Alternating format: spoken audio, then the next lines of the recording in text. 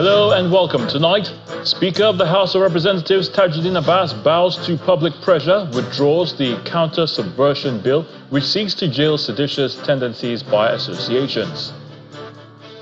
The battle against oil theft takes a new turn as the EFCC targets end to backlog of cases, seeks constitutional backing for establishment of a special court to tackle crude oil theft in the country. And as political parties flag off campaigns for governorship elections in Edo and Ondo State, Inspector General of Police gives commitment of adequate security in both states during the exercise. And on business news, Nigeria's Customs Service begins implementation of zero duty on food imports to lower prices. On sports news tonight, Minister of Sports Development Senator John Owaneno believes the structure of sports administration in the country is responsible for Nigeria's woes in the sector. From Abuja, the nation's capital, Jigawa residents grieve over loss of 16 people following massive flooding that also displaced 3,804 persons in the state as citizens cry out for help. And in international news from London, a state of emergency has been declared in the Russian border region of Belgorod following attacks by Ukrainian forces.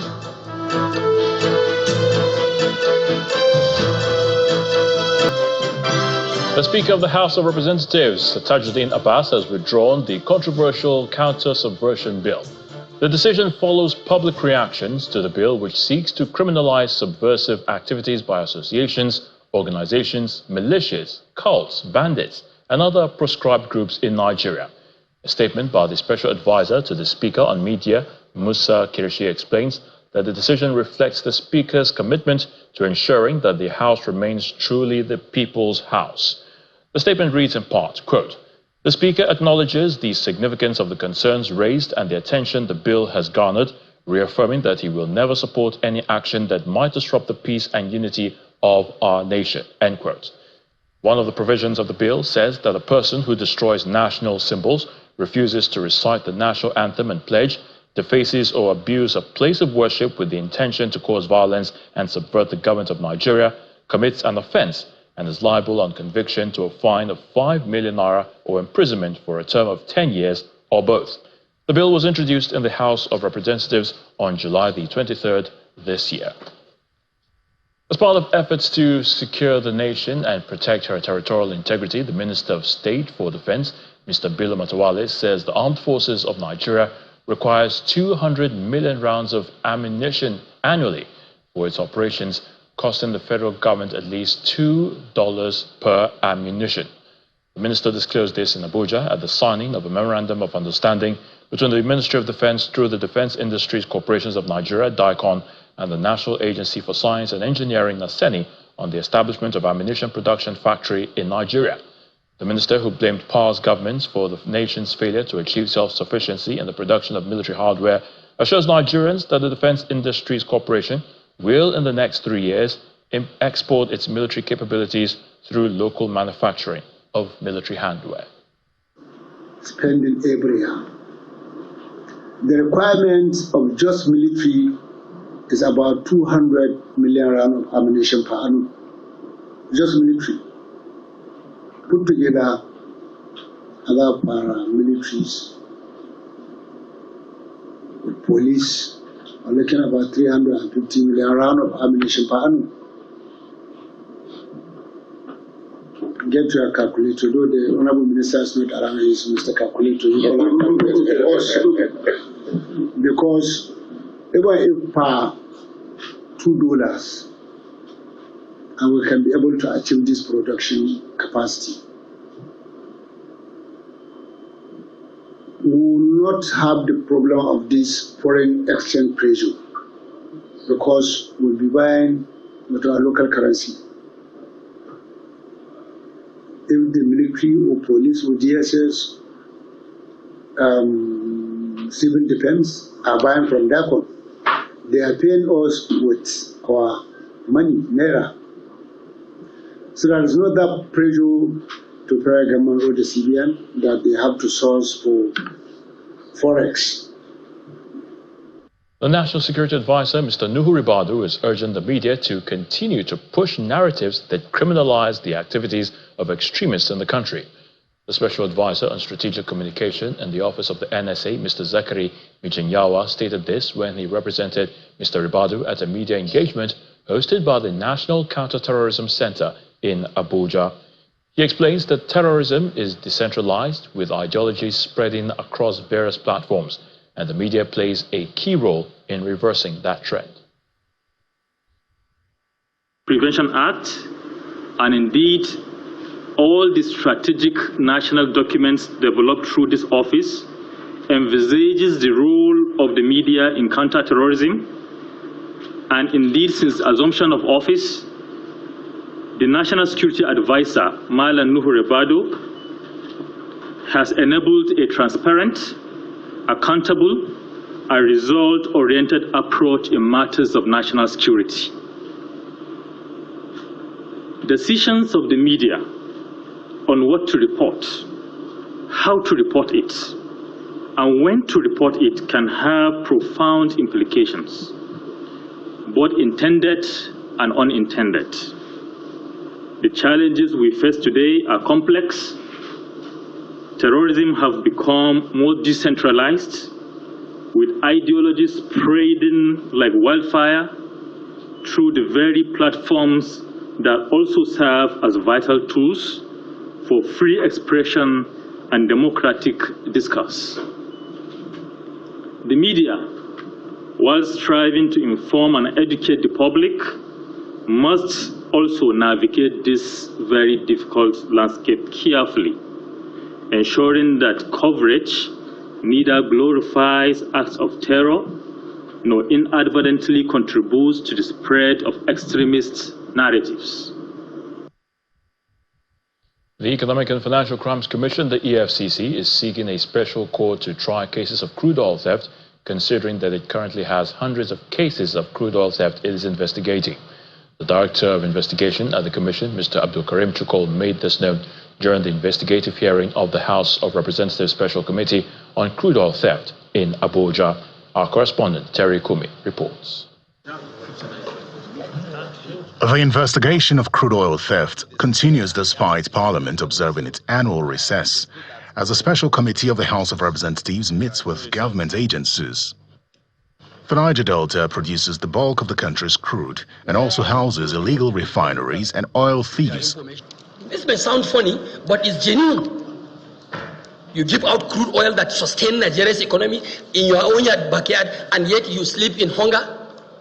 Absence of PMS and AGO in the NNPCL floating station has enabled illegal bunkering. The Niger Delta Development Commission is questioned by the Special Committee on its efforts to address crude oil theft in the region. If you want to say that you are going to do any pipeline vandalization around Nembe area because of the road NDDC has provided, you will not go there, because the security operatives, both Army and Navy, can get there at any moment's notice. The lawmakers then turned their attention to the Economic and Financial Crimes Commission. Do you consider the current legal framework that establishes your organization enough in terms of your operations for you to checkmate the illegal financial transaction that is embedded in the activities of oil theft? We would love to have an improvement on our legal framework as it currently is.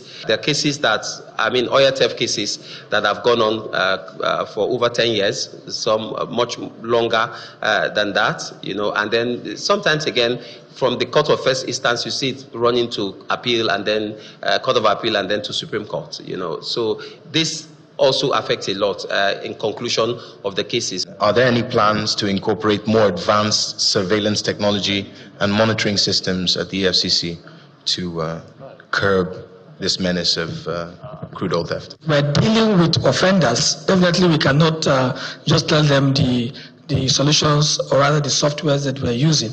But what I want to say is we're deploying technology in dealing with this, both at the intelligence level, at the investigative level, and even at the level of prosecution. The committee requests for statistics to assess the success rate of the commission in a fight against crude oil theft. convictions have we been able to secure over the years? Is it conviction as to oil theft cases specifically? Oil theft. Like my colleague said earlier, we can give numbers to this, but we can be able to check our database and give you precisely what exact number it is that we have.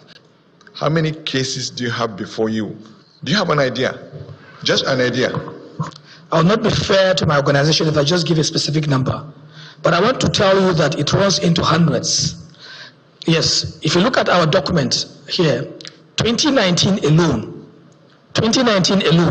the cases that we even took to court is over 400. So 2022, the records are also here too. They are running up to 200 and something. In the Commission's view, do you think there is need for a special court for EFCC to deal with this case? Yes or no? Yes, or no? Yes, I believe so. Thank you. As investigations continue, submissions are also received from other government agencies, and the committee vows to address the menace of crude oil theft once and for all. Terry Ikumi, Channels Television News. The Inspector General of Police and the Office of the National Security Advisor are assuring the Independent National Electoral Commission (INEC) of adequate security for the conduct of Edo and Ondo State governorship elections. The security chiefs gave the assurances as the electoral umpire raised some security concerns ahead of the elections in both states. The NSA, the National Security Advisor, is cautioning candidates and their supporters to be peaceful or face the full wrath of the law. Members of the Interagency Consultative Committee on Election Security, with representation from the police, military and paramilitary agencies, are holding this security meeting ahead of the Edo and Ondo governorship elections. Campaigns have already begun in the two states where the forthcoming off-circle elections are to be held. However, some recent developments following the ongoing campaigns, especially in Edo State, is giving the electoral body security concerns. A peaceful campaign often heralds a peaceful election. I urge political parties, candidates and their supporters to maintain the peace as we approach the election day and beyond. For the security agencies, this is the time to be more vigilant. You should leave no stone unturned in dealing with any real or potential threat to the conduct of peaceful and transparent elections. Nevertheless, the Inspector General of Police and the National Security Advisor, who are both represented at this meeting, assured the electoral body of peaceful conduct of the elections as they vow to bring any who attempt to disrupt the exercise to book. Those planning to disrupt the election should not mistake the current administration's commitment to peace for weakness. We will defend the integrity of the polls using every lawful means at our disposal. Law enforcement agencies are on high alert and ready to swiftly and decisively deal with anyone trying to undermine the polls. We will continue to do what we need to do, and we assure the people of the two states and Nigeria at large that this election will come, it will be peaceful, our votes will count, and we will have cause to give thanks to INEC and to other participants during and after the election. The Edo State governorship election is barely a month away, while that of Ondo State is scheduled for November this year. Unlike other elections in the past, security operatives will definitely have a critical role to play in this exercise. In part two, after the break, we'll have more on politics, this time on the Ondo State governorship election. Please stay with us.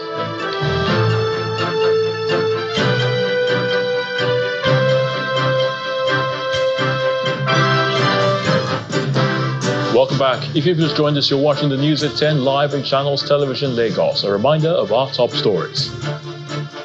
Speaker of the House of Representatives, Tajuddin Abbas, bows to public pressure, withdraws the Counter-terrorism bill which seeks to jail seditious tendencies by associations. The battle against oil theft takes a new turn as the EFCC targets end to backlog of cases, seeks constitutional backing for establishment of a special court to tackle crude oil theft in the country. As political parties flag off campaigns for governorship elections in Edo and Ondo State, Inspector General of Police gives commitment of adequate security in both states during the exercise. And the state of emergency has been declared in the Russian border region of Belgorod following attacks by Ukrainian forces.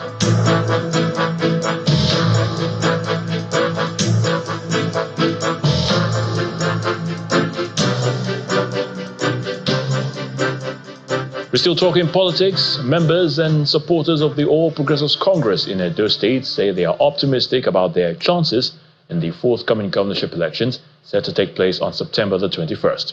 On day 2 of their campaign rally, which held in the Central Senatorial District of the state, party leaders say their candidate will bring development to Edo State. Please, we need all your support on the 25th of September.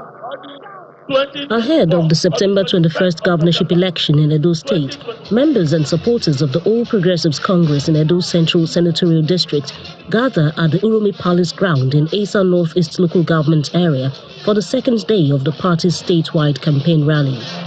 Thank you. Ladies and gentlemen. Following his appearance on Tuesday, the reinstated Deputy Governor of the state, Philip Shaibu, is in attendance once again.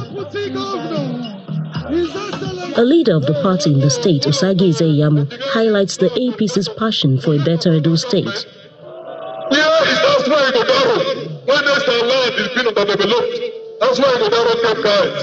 But we know Igodaro, we know the love he has for Esa land, we know the love he has for Edo people, we know there is in the Osa, we know what he has done for his constituency. In our fear, this man is loved. The combination of these two people will bring development to Edo State. A former governor of the state, Adam Sushomole, assures indigents of a different and better approach to governance by the party. This is the time to elect a governor that you can hold, a governor that you can touch. We want a decent man who speaks our language, who can meet the needs of people, who understand the pain, the agony, the challenges, also the hope of the great people of this land. The party's governorship candidate, who hails from this region, solicits the support of his people. When I become the governor, Ambrose Ali University school fees that was hiked will be reduced. When I become the governor, I will fix all our bad roads.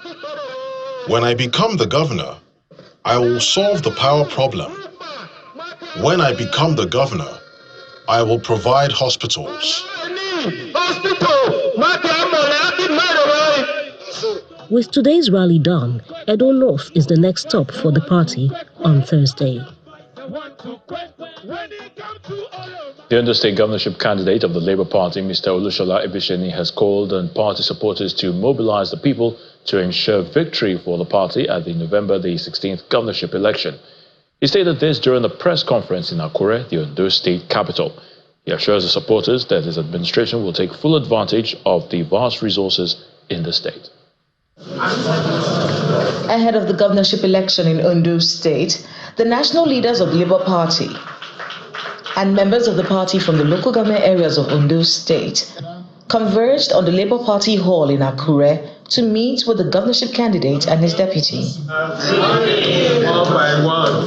The campaign slogan of the party for the elections is Rebuild Ondo State, as the candidate pledges to address the challenges confronting the state. We can only appreciate you properly when we run a purposeful government, one in which you will be part and proud of. I'm proud of us. On this promise we stand, as we are committed to doing our best when you give us the mandate. We shall reward the trust and confidence reposed in us with good governance. To the generality of the people of Ondo State, our appeal to you is to wake up to this challenge. The candidate reels out his plans for the state. Our position as the fifth among the 9 oil-producing states and our littoral capabilities with the longest shoreline in Nigeria, colossal forests and agricultural resources, precious rocks and other solid minerals, dotting the landscape and beneath the ground. Well-trained and non-partisan civil service for the all-round development of our great state. From the hall, the Labour Party campaign team hits the streets of Akure, the state capital.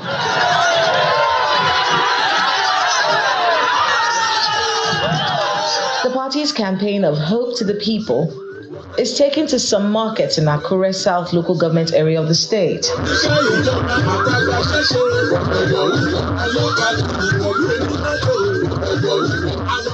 The power of change is in your hands. Coming November, vote Labour Party. The campaign train then proceeds along the airport road to Akure North local government. The party plans to take the campaign to all the local government areas in the state. President Bola Tinubu has arrived in Malabo, the capital of Equatorial Guinea, for a 3-day official visit. President Tinubu was received by the Prime Minister of the country, Manuela Roca Ebote, when he arrived this evening.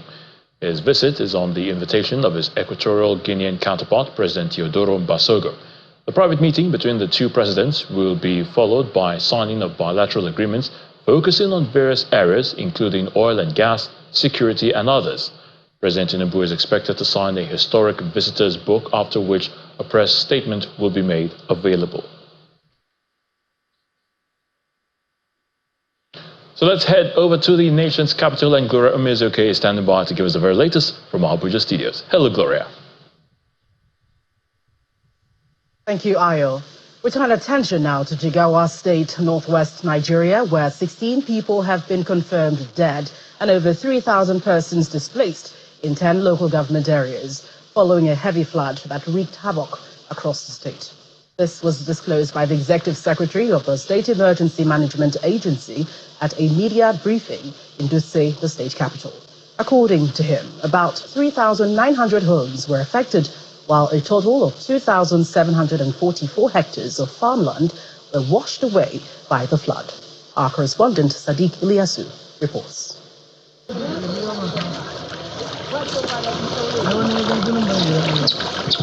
Jigawa in northwest Nigeria is among the states predicted to experience flooding this year by the Nigerian Meteorological Agency, NIMET.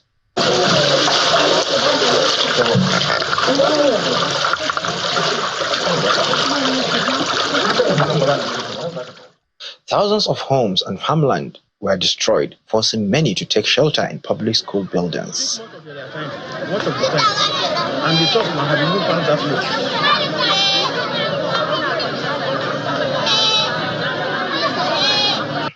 16 people have already lost their lives as many towns and villages remain under siege by the flooding. The number of households that was involved is 3,936. Then the persons that was displaced, who are in various maybe primary schools, so it's 3,834 persons that were displaced. The number of hectares of the land that was destroyed by the flood is 2,744 hectares. And total death for this period is 16 people died. Motorists are not spared as the road linking northwestern states to the northeast has been cut off.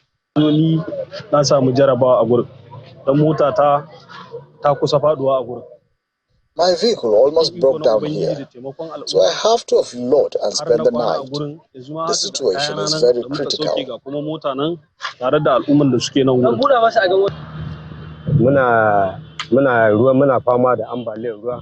Flood has washed away our rice, wheat, and sorghum farms. In fact, all our farms are not even accessible at the moment.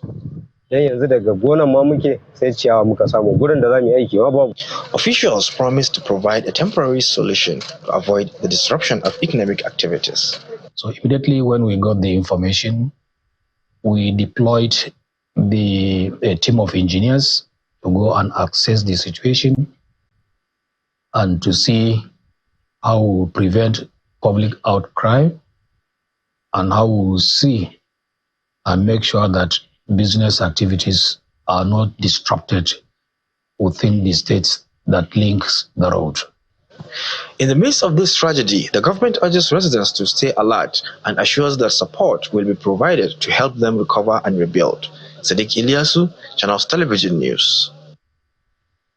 The World Health Organization has declared the Mpox outbreaks in Congo and elsewhere in Africa a global emergency, with cases confirmed among children and adults in more than a dozen countries amidst the spread of a new form of the virus. According to the Director General of the organization, Tedros Ghebreyesus, the potential for further spread within Africa and beyond is very worrying, adding that it is a situation that should be of concern to everyone. Earlier this week, the Africa Center for Disease Control and Prevention announced that the Mpox outbreaks were a public health emergency, with more than 500 deaths, ramping up calls for international help to stop the spread of the virus. The Africa CDC previously said Mpox, also known as monkeypox, has been detected in 13 countries this year, and more than 96% of all cases and deaths are in Congo. Cases are up by 160% and deaths are up by 19% compared with the same period last year. So far, there's been more than 14,000 cases, while 524 people have died. Well, still ahead on the news at 10. Edo State Governor Godwin Obaseki signed supplementary budget into law. Plus, Nigeria Customs Service begins implementation of zero duty on food imports to lower prices. And that's in business news. Please join us again. Welcome back. You're still watching the news at 10, coming to you live on Channels Television. The Vice President, Kashim Shettima, says the administration of President Bola Tinubu will continue to support initiatives aimed at alleviating the suffering of persons displaced by conflict and natural disasters within and outside Nigeria's borders. He gave the assurance at the presidential villa during a meeting with a delegation from the United Nations High Commissioner for Refugees, led by its Assistant High Commissioner for Operations, Mr. Ralph Mazu. The Vice President assured of continuous collaboration with key stakeholders in addressing critical issues affecting the well-being of citizens and other persons affected by conflict and natural disasters in the country and elsewhere. Mr. Ralph Mazu also commends Nigeria's support to refugees, stating that the UNHCR is transitioning towards sustainable development strategies. The United Nations Agency for Refugees, UNHCR, and Tropical General Investments Group, TJI, are putting pen to paper to formalize an agreement to empower internally displaced persons and their host communities with agricultural activities across all states in the Federation.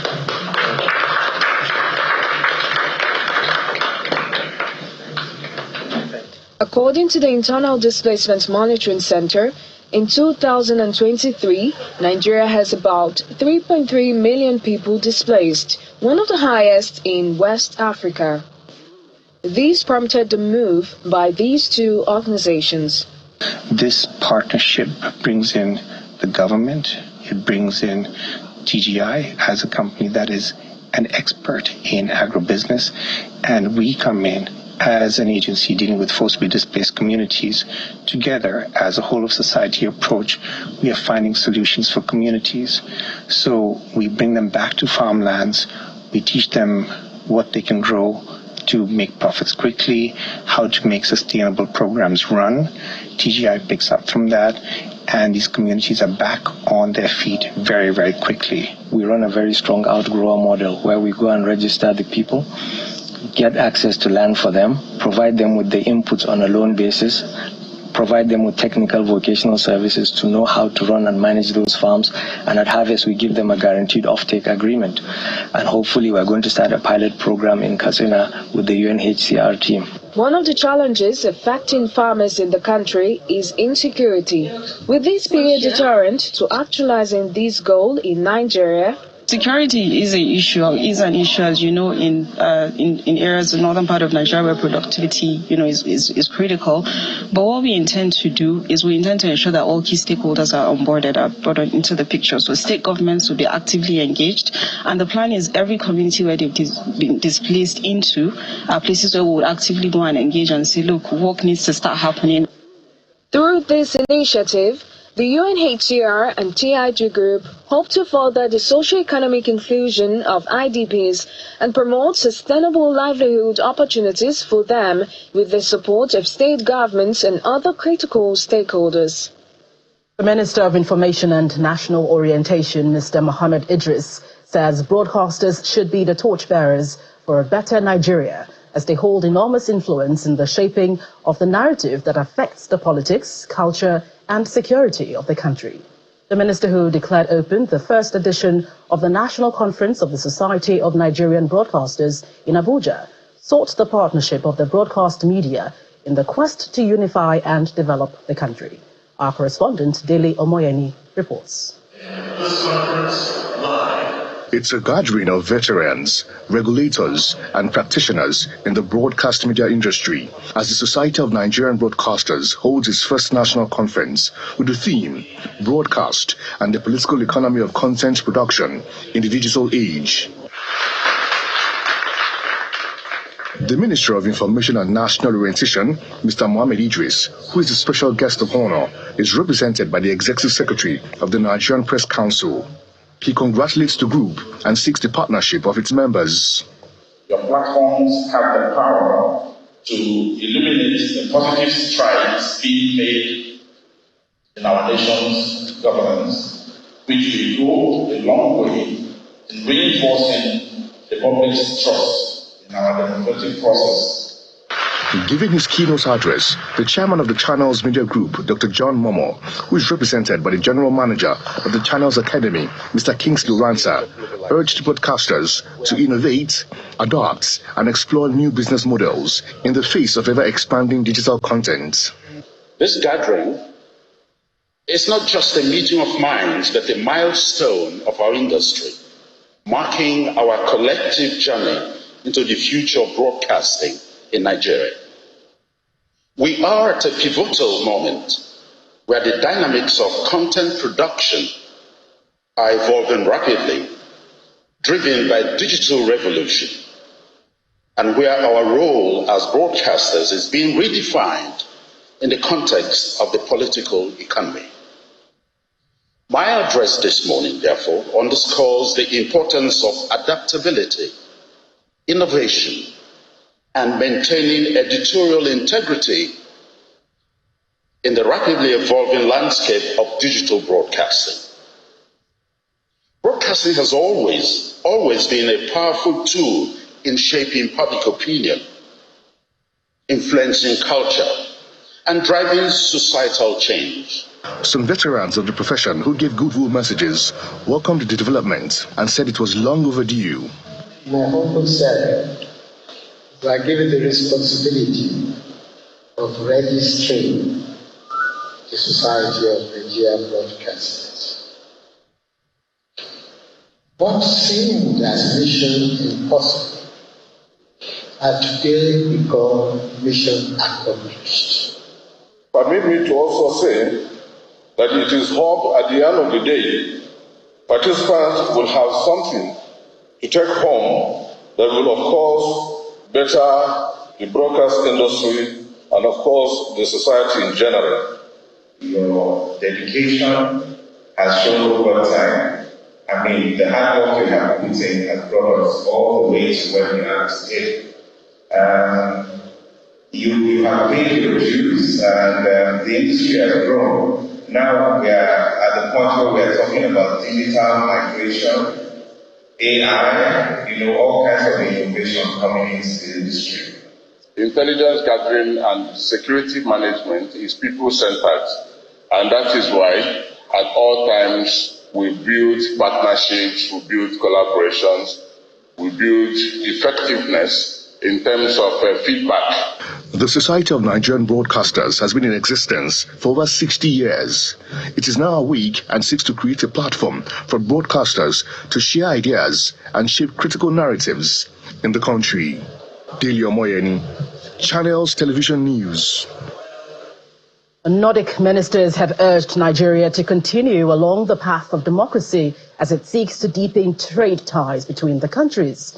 In a joint maiden visit to Nigeria, a delegation from the Nordic countries, including Sweden, Finland, Iceland, Norway, as well as Denmark, noted that countering violent extremists in West Africa and achieving sustainable development goals is among areas of special focus. During the visit, the Finnish minister also spoke on ongoing actions by the government over complaints against Nigerian Finnish citizen Simon Epa.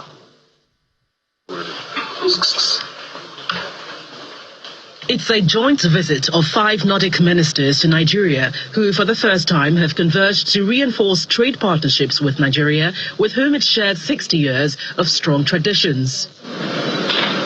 In a media conference, the need to address global challenges and insecurity from a mutually beneficial standpoint is a nodal point as the ministers restate their objectives. We have the ability through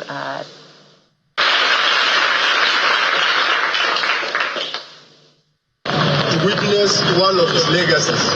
That is giving overstaying in our place of work. I've been here for 34 years, and I think you are also creator and ruler of heaven. A financial investment company, Ivan Global and Investment Group, has unveiled its corporate head office in the Maitama district of Abuja as part of its 8-year anniversary. The group managing director of the company, Mr. Nwangwa Uzonna, explains that the company has continued to add value to the nation's socio-economic development since its establishment, with over 1.5 million customer base and a loan disbursement rate which stands at over 20 billion naira over the past 2 years. Number 4 Asa Street, off the popular Ghana Street within the Maitama district of the nation's capital, is hosting the new head office of Ivan Global and Investment Company. The group managing director of the company, Mr. Nwangwa Uzonna, is accompanied by his wife and other staff of the company for the unveiling of the building.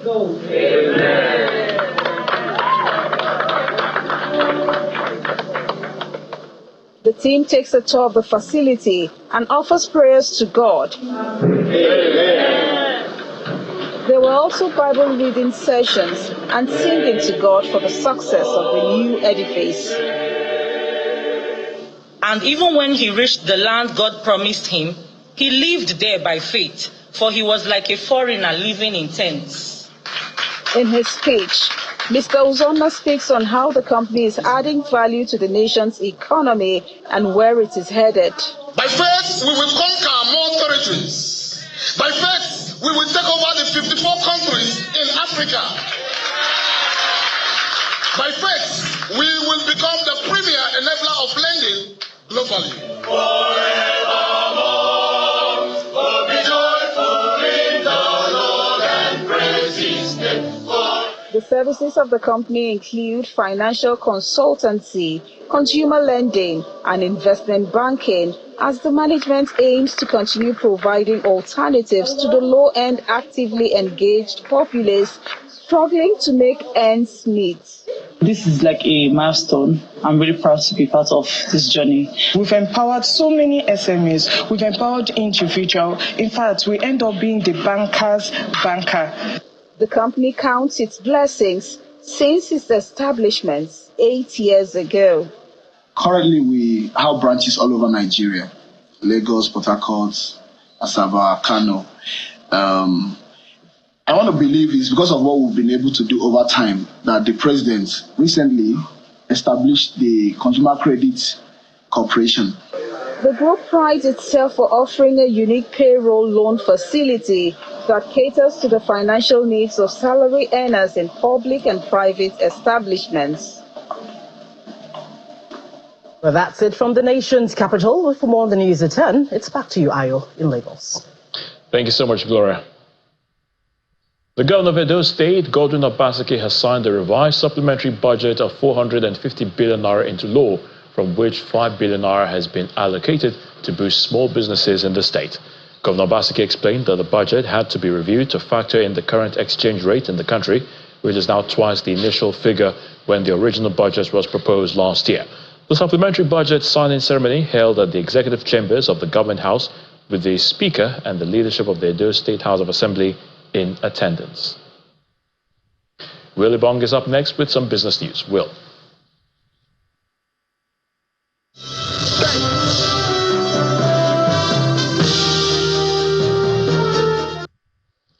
Thank you, Ayotunde. The Nigeria Customs Service, NCS, has started implementing a 0% import duty and VAT exemption on essential food items following President Bola Tinubu's approval. This policy, effective from July the 15th to December the 31st, aims to lower food prices in the country. The tax relief applies to basic food staples like maize, rice, wheat, and millet.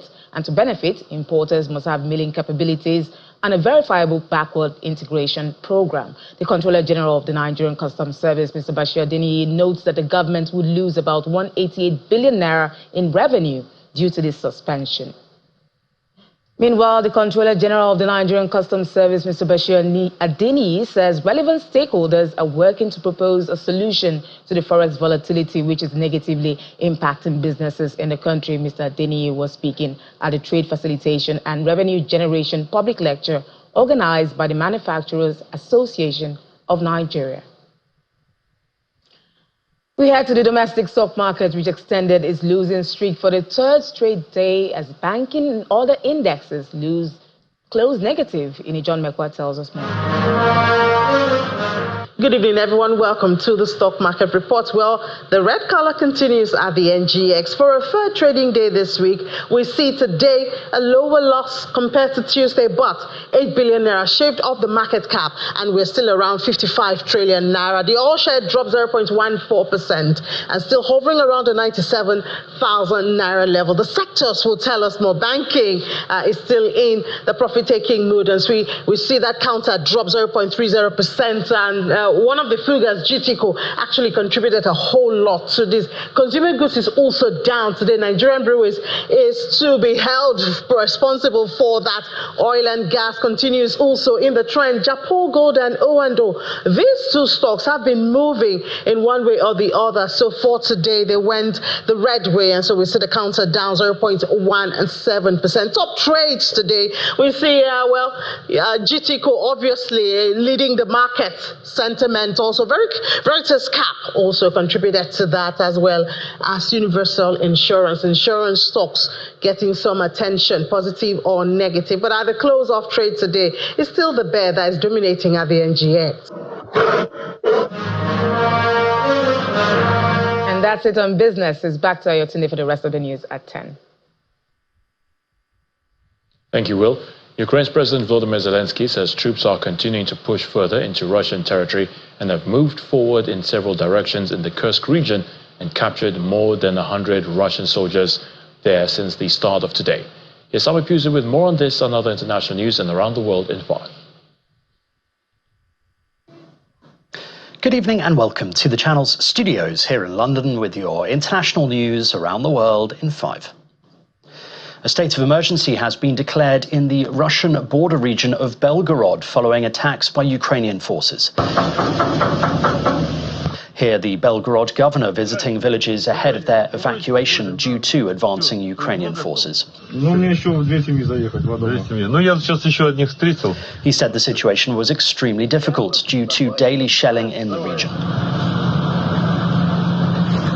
It follows Ukraine's surprise cross-border attack in Russia's Kursk region last week, leading to mass evacuations and a state of emergency being declared there by Russian President Vladimir Putin. A Thai court has dismissed Prime Minister Srettha Thavisin for appointing to his cabinet a former lawyer who was once jailed. The Constitutional Court ruled that Mr. Srettha had violated the rules on ethics. The 62-year-old, who has been in power for less than a year, is the third Prime Minister in 16 years to be removed by the same court. I'm confident in my honesty. I feel sorry, but I'm not saying I disagree with the ruling, he said at a press conference. The court's ruling is final and cannot be appealed. Newborn twins have reportedly been killed in an Israeli strike in Gaza while their father was at a local government office to register their birth. The boy and girl were just 4 days old when their father, Mohammed Abu al-Kumsan, went to collect their birth certificates. While he was away, his neighbors called to say their home in Deir al-Balal had been bombed. The strike also killed his wife and the twins' grandmother. Gaza's Hamas-run health ministry says 115 infants have been born and then killed during the war so far. Meanwhile, the US ambassador to the United Nations says the country is aiming to turn the temperature down in the Middle East. Linda Thomas-Greenfield told the UN Security Council in New York that the US wanted to deter and defend against any future attack and avoid regional conflict. There are fears Iran could retaliate against Israel following July's assassination of Hamas leader Ismail Haniyeh in Tehran, something Israel has not said it was behind. The United States' overall goal remains to turn the temperature down in the region, deter and defend against any future attacks, and avoid regional conflict. That starts with finalizing a deal for an immediate ceasefire with hostage release in Gaza. Fresh peace talks aimed at ending Sudan's 16-month-long war have begun despite one of the warring sides, the National Army, refusing to attend. Would have preferred for these talks to start in April. The US, which is facilitating the discussions, insisted the event continued regardless, as the millions suffering in Sudan cannot afford for us to wait. We will launch these efforts on August 14th with our partners. Fighting between the army and the paramilitary rapid support forces has claimed thousands of lives and driven approximately 10 million people from their homes. The army dashed hopes of a ceasefire deal by boycotting Wednesday's talks, saying it would not attend as the RSF had not implemented what was agreed upon in Saudi Arabia last year. A 4.4 magnitude earthquake has shaken homes and startled residents in California.